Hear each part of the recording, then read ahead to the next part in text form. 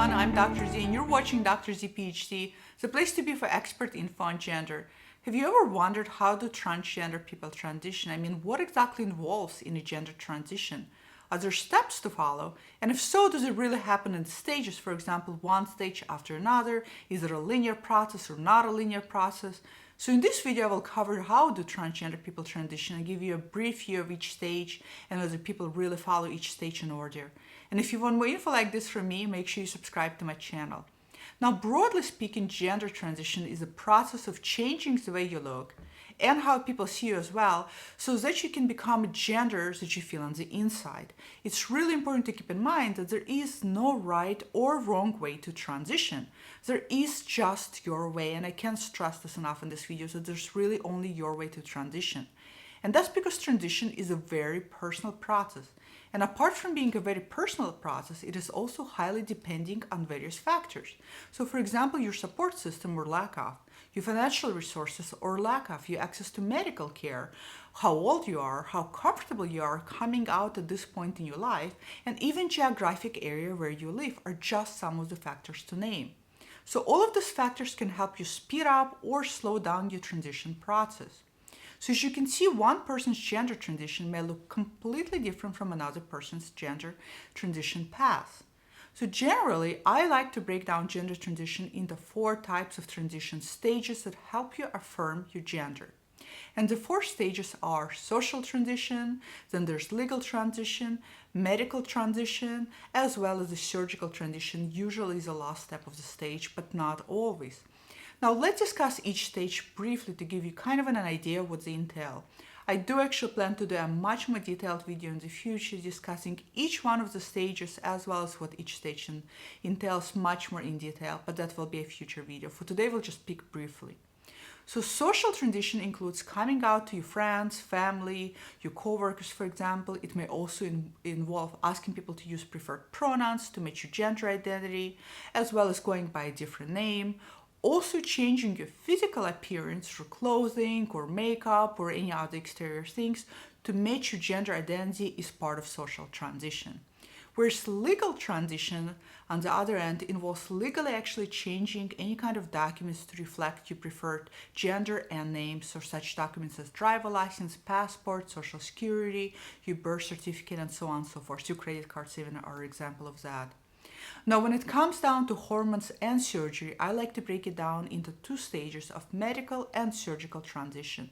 With medical transition meaning starting hormone therapy, either feminizing or masculizing hormone regimen, depending on what your plan is. Where surgical transition means just that, undergoing one or several surgical procedures to affirm your gender identity. Now, there are a lot of surgical procedures available to both transmasculine and transfeminine individuals, and again, I'll discuss all of those in detail in my future videos.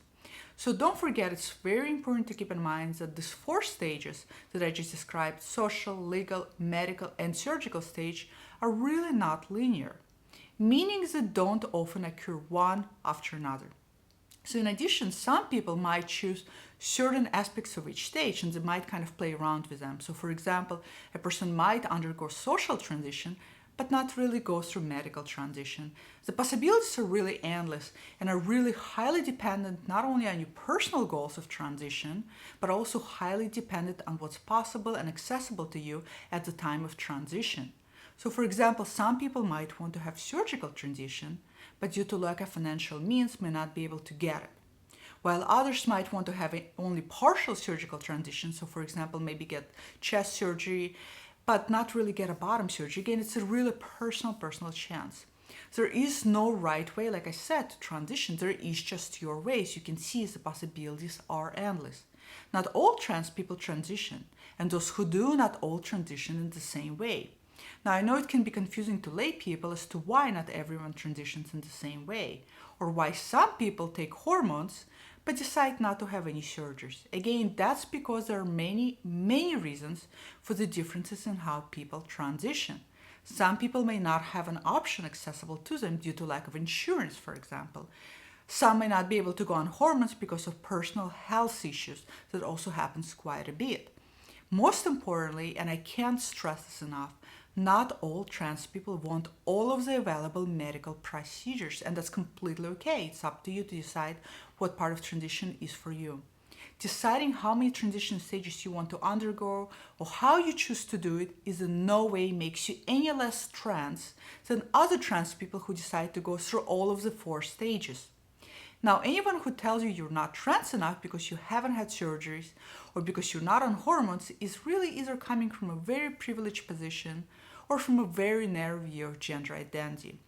Given the gender identity, your sense of who you are in relation to your gender is a subjective sense of self. Remind yourself only you can decide for yourself how far is far enough to go in gender transition. I know it's easy to be seduced by social media today, especially when you see a lot of young generation individuals who are transitioning early and having all of the surgical procedures done. But remind yourself they don't define what your identity is.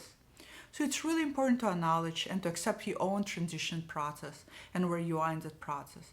Now, I'd love to hear from you, so please comment below. Let me know what your transition process has been for you, what stages you have undergone, why you have not undergone some other stages, so that way we can really see the diversity of transition.